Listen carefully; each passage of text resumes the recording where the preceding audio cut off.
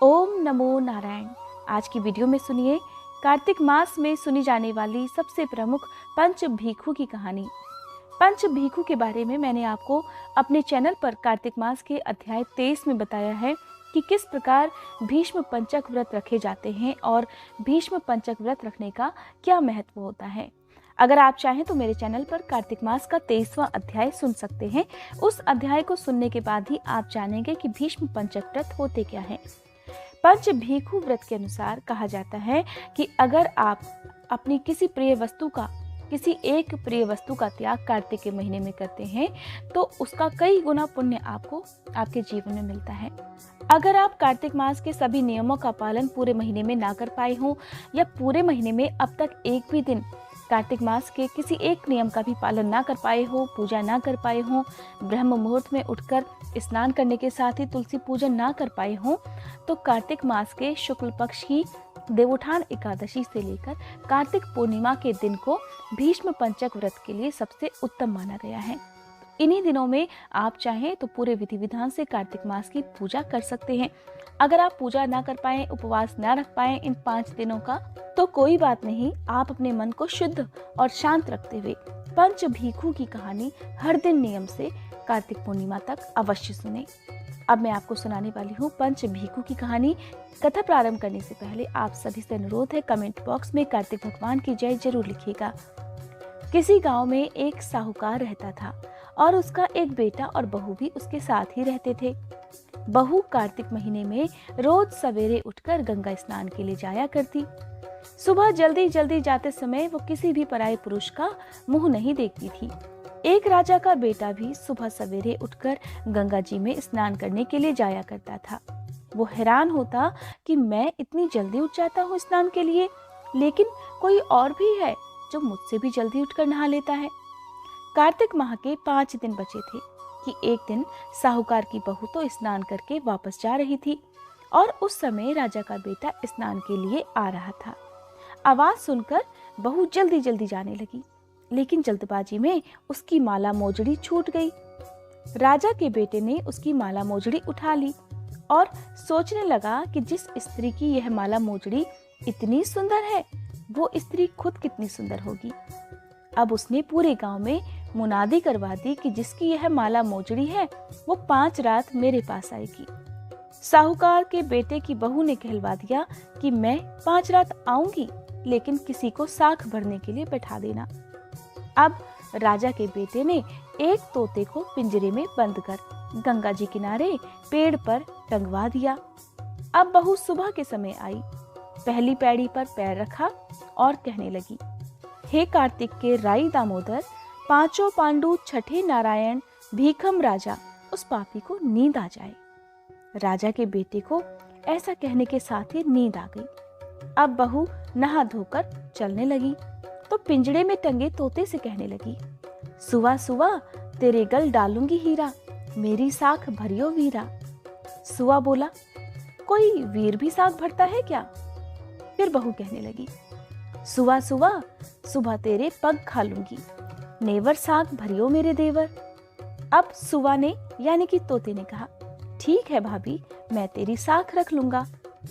अब ऐसा कहकर बहू तो चली गई।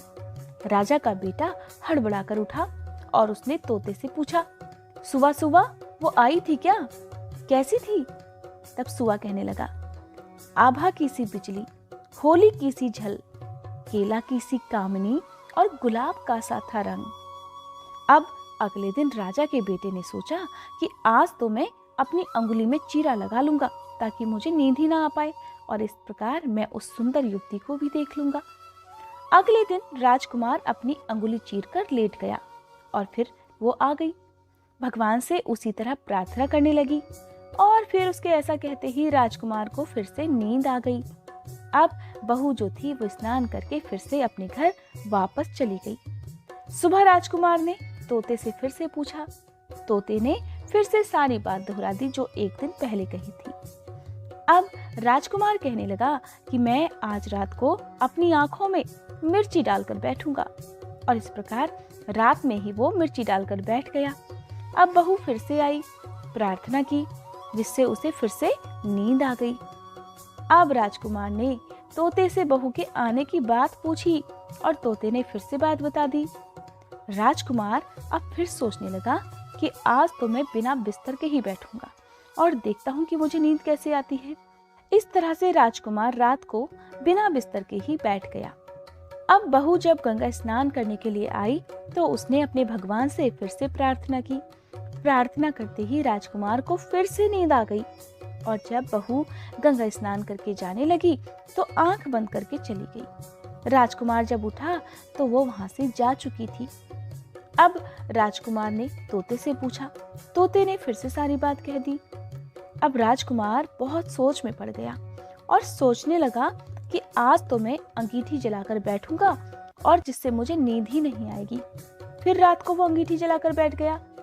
अब की बार साहूकार की बहू आई और वो भगवान से प्रार्थना करने लगी कि हे प्रभु, आपने मेरी 4 रातें तो निकाल दी, अब आखिरी रात बची है, ये भी किसी तरह निकाल दीजिए।